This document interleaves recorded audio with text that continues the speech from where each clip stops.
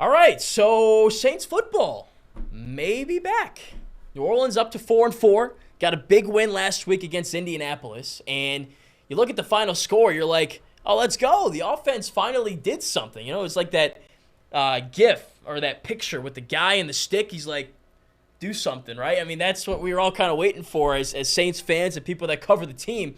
You know, where's the offense that, you know, was being hyped up all season? Where's the Derek Carr deep shots, the prolific passing game? Where's Alvin Kamara with the nice downfield runs? Where's Chris Olave or Rashid Shaheed with the deep catches? Oh, we finally saw where all that money's going to, and it's not going to a charity anymore. The question is, can we see more of that against the Bears this weekend going forward? Well, I think this offense really hinges on one thing, and we've talked about it a lot, I feel like, all fall. The offensive line. In this game against Indianapolis, the Saints offensive line allowed 1 sack. That's got to be like a season low, because it feels like every game Derek Carr is like he's in the ocean, and he's just fighting to keep his head above water, right? Like he's trying to stay alive in the pocket so he can let his receivers get open, let the plays develop, and actually move the football. I mean, to give you an example of how dire it is, I think against Houston a few weeks ago, we passed the ball 51 times. 51 passes. That's unheard of in an NFL game because the Saints have had to change the way they play offense. They've got to snap, boom, snap, but like get it out of his hands within 3 seconds. He doesn't have the time to sit in the pocket, let that deep post route come open, or let Michael Thomas get open on a comeback route, you know? But in this game, they did. Rashid Shaheed had a bunch of deep catches. Carr, again, only sacked once. A few other times, he kind of had to pull some magic out and make a throw with a guy in his face or someone even wrapped around him about to sack him. But it was better.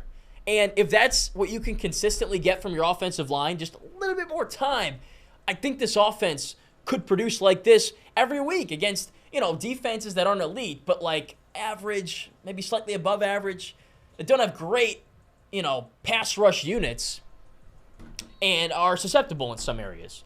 So that's all you need, really. If you can have the upper hand in half of the games you have left this season, that's good because right now you're 4-4. I think what you need to get to, the magic number might be 10-7 to make the playoffs, probably win the NFC South because it's not looking too good. Like, you haven't played great football here in the first 8 games, and even still, you're tied basically for the division lead with Atlanta at 4-4, and Tampa Bay's 3-4. So, to that point, this is the time right now that you got to turn it up.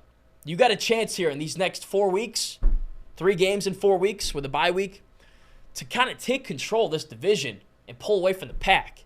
As I said, you got the same record with Atlanta, and you'll play them soon. Here's what you got this upcoming stretch. Bears this weekend. The Bears are terrible. I'll give you my prediction in a few seconds here. They're not good at all. Backup quarterback Justin Fields is out. They lost to the Chargers last week by 17. So it's not looking good. You're favored by 7.5. You should win this game, right? Then you got the Vikings on the road. Yep, on the road, but the Saints have played well on the road this year. And Minnesota, Kirk Cousins went down with the Achilles. He's out. They just signed Josh Dobbs, who's played okay at Arizona, but, you know, adjusting to a new team. It's what? He's going to get the game this week, and then if he plays, and then you're playing the Saints in 2 weeks, I think that you'd be favored in that one. Then you got your bye.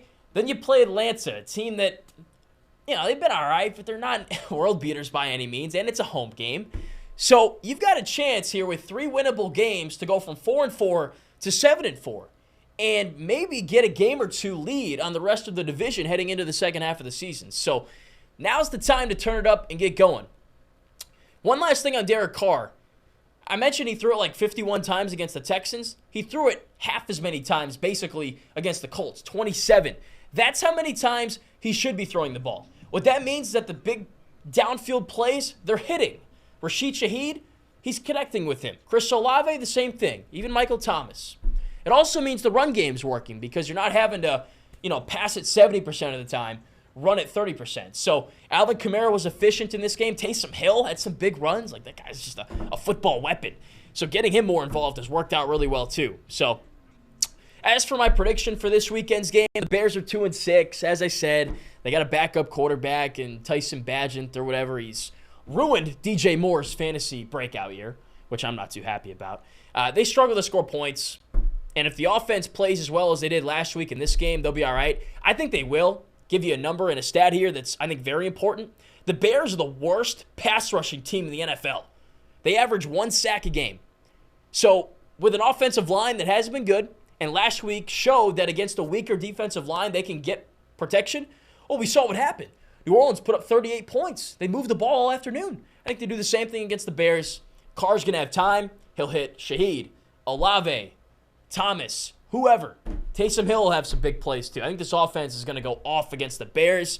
You get to 5-4, and you got to turn it up at the Vikings. Bye against the Falcons. 4 weeks from now, I hope we're talking about a 7-4 Saints team. You let me know what your prediction is. Be sure to like and subscribe. We'll see what happens. See if this offense rolls.